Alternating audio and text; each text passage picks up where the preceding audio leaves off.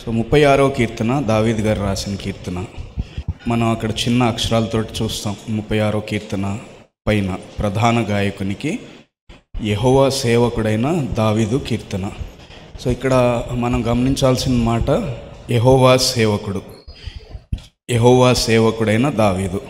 కీర్తనల గ్రంథంలో దావీదు గారు రాసిన కీర్తనలో 2 కీర్తనలో మాత్రం యెహోవా సేవకుడైన దావీదు అని రాయబడి ఉంటుంది. కరెక్ట్గా దీనికి సగం 18వ కీర్తన, సామ్ 18, 18వ కీర్తనకి వెళ్తే అక్కడ కూడా ఇదే మాట రాయబడి ఉంటుంది.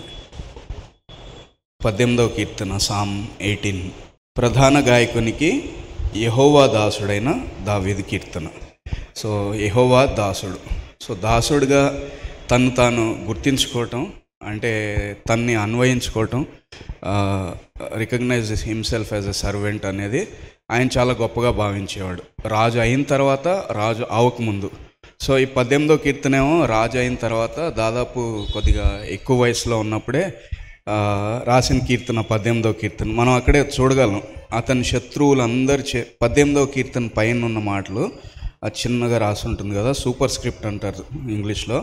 ప్రధాన గాయకునికి యెహోవా దాసుడైన దావీదు కీర్తన, అతని శత్రువులందరి చేతిలో నుండి, సౌలు చేతిలో నుండి యెహోవా అతను తప్పించిన దినమున దావీదు ఈ గీత వాక్యములను చెప్పి యెహోవాను స్తోత్రించి అతడు ఇట్లా నేను. సో ఆయన కొద్దిగా ఎక్కువ వయసు ఉన్నప్పుడే, రాజా అయిపోయిన తర్వాత ఎక్కువ వయసు ఉన్నప్పుడు రాసిన కీర్తన 18వ కీర్తన. 36వ కీర్తన ఏమో ఆయన రాజుగా కాకముందేమో బహుశా, కానీ తక్కువ వయసు ఉన్నప్పుడు ఆయన రాసిన కీర్తన 36వ కీర్తన. సో ఆయన రాజు అయిన తర్వాత అయినా, రాజు కాకముందైనా సరే తను తాను ఎలా గుర్తించుకున్నాడంటే యెహోవా సేవకుడుగా తను తాను గుర్తించుకున్నాడు. అందుకే దేవుడు దావీదు గారిని అంత ఇష్టపడేవారు, నా హృదయానుసారని అందుకే చెప్పేవారు. హల్లెలూయా, హల్లెలూయా. సో మనం కూడా దేవుని దాసులుగా మనం గుర్తించుకునే స్వభావం, అలాంటి హృదయం ఉంటే కనుక దేవుడు మనని కూడా దావీదు గారిలాగా గొప్పగా హెచ్చిస్తారు.